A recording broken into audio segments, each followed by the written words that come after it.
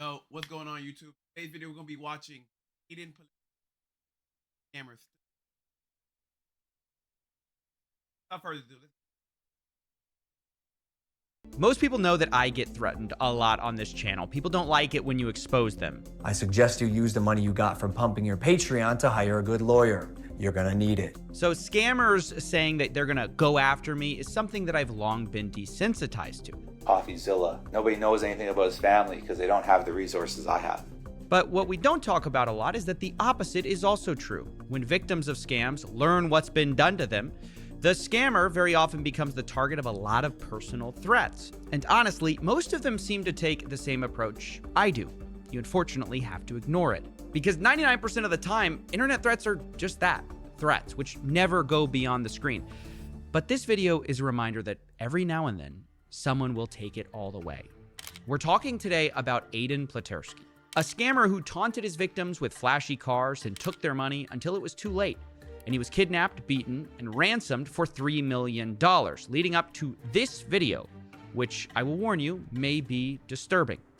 Everything that happened is my fault. I'm not going to put the blame on anybody else. I'm not going to try to put the blame on anybody else. I feel humiliated. I feel disgusted.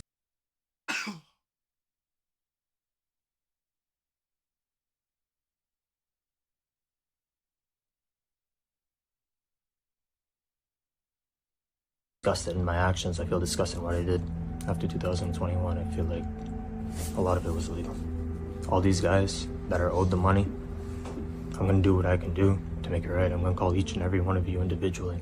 What you just saw is a man who used to be called the Crypto King by Forbes.com, who took in $40 million via a Ponzi scheme and never repaid his victims. In this video, he appears to be apologizing for that boss, I remember boss like some type of gap had like some type of $100,000 knife on a game, bro. I'm pretty sure that's the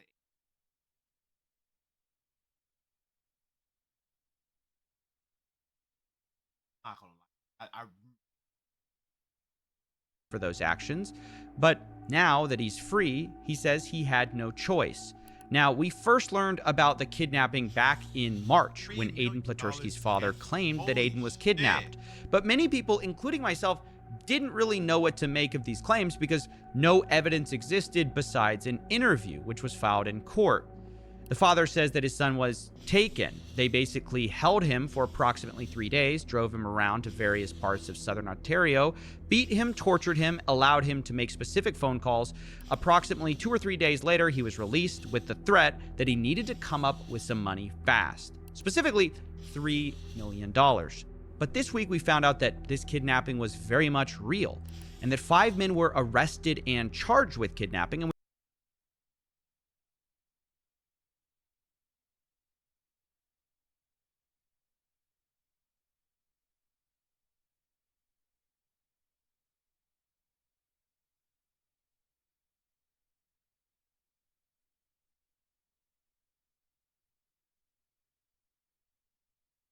And we know that allegedly one of the kidnappers, Akil Haywood, actually knew Aiden quite well because he invested with him. Court records show Haywood lost more than $700,000 investing with Pleterski, and in another twist, he was appointed as an inspector in Pleterski's bankruptcy proceedings. That's right. One of the kidnappers was one of Pleterski's victims, who presumably watched him post luxury cars and private jets to social media until he had had enough. And as one of the bankruptcy inspectors, he had access to special kinds of information about Pleterski, possibly including the fact that some of the trustees thought Pleterski was hiding assets. Do you believe that he's hiding assets from you? I have reason to believe that he is still hiding assets, yes. So Haywood likely knew Pleterski wasn't sharing everything, and likely knew other ass nigga.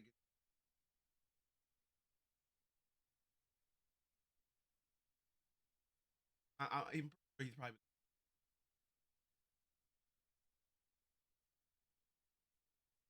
other people in the case were hiding information too, like Colin Murphy, one of the fundraisers for this Ponzi scheme.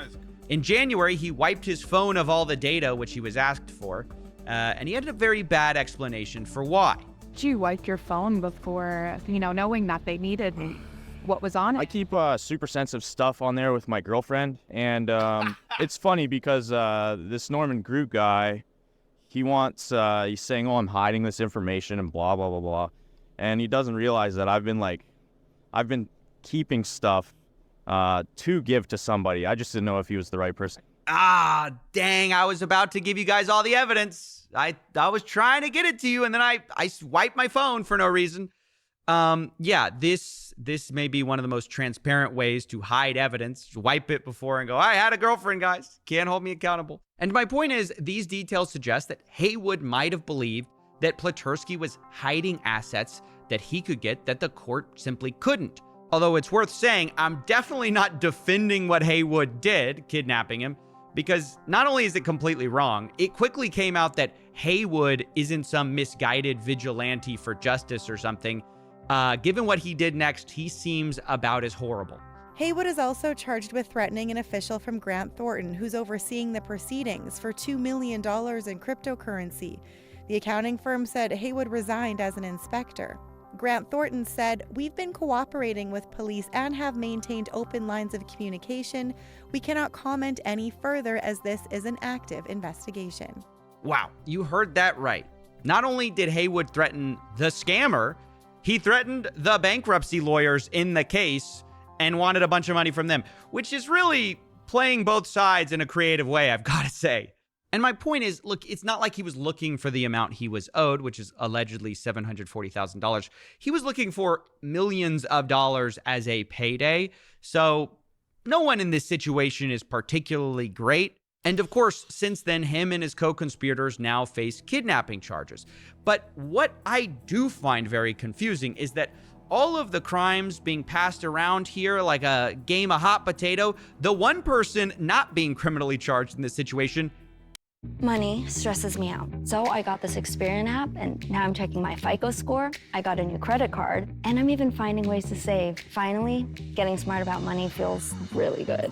See all you can do with the free Experian app. Download it now. Another one.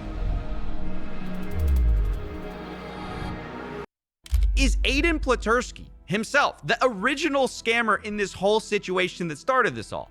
He lied to all those people, said he was this great cryptocurrency forex trader, allegedly stole tens of millions of dollars, spent most of it on cars, private jets, and expensive houses, and he's not being charged? Like, I'm so surprised by this. This case is very reminiscent of another story that we've just recently did with Ted Safranco, who promised these amazing forex trades but just ran a big Ponzi instead. And not only am I surprised by the size of these Ponzi schemes and that Pleterski did something very Like a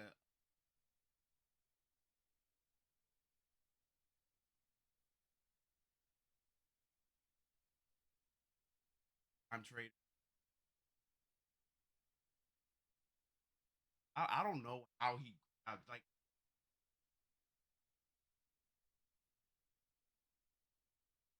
How the hell did? But like. very similar. He invested only 2% of the $40 million he took in. But I'm also surprised by how blatant of a fraud this is. And incidentally, the similarities don't stop there with our last story. Remember, Ted Safranco claimed he was also attacked by would-be creditors. And so this pattern of crypto or forex scammers isn't going away anytime soon, nor are the legions of upset victims who are pissed both that they got robbed and that most of these people face little to any criminal charges. And so it's easy to see why they're frustrated, although I have to say that I disagree with the method. Kidnapping someone who scammed you and ransoming them for money in some kind of scammer Uno reverse card is not a good idea. And getting an apology. I feel like a lot of. But it's like they that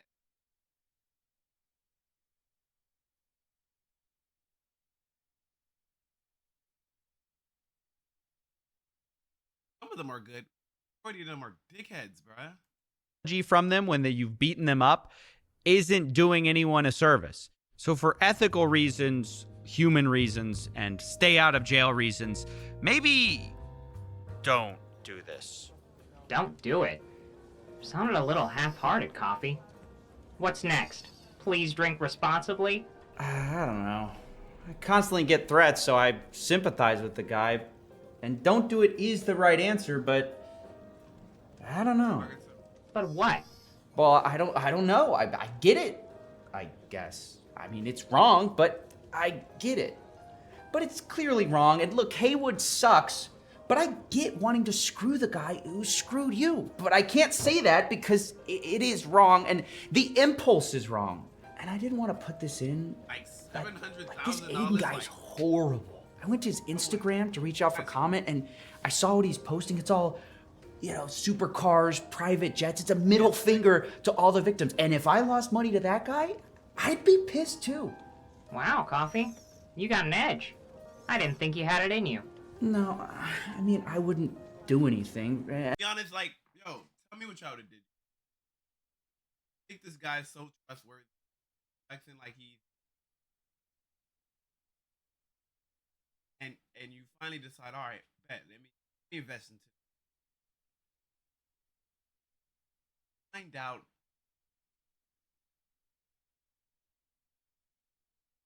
Mind you, y'all like following him.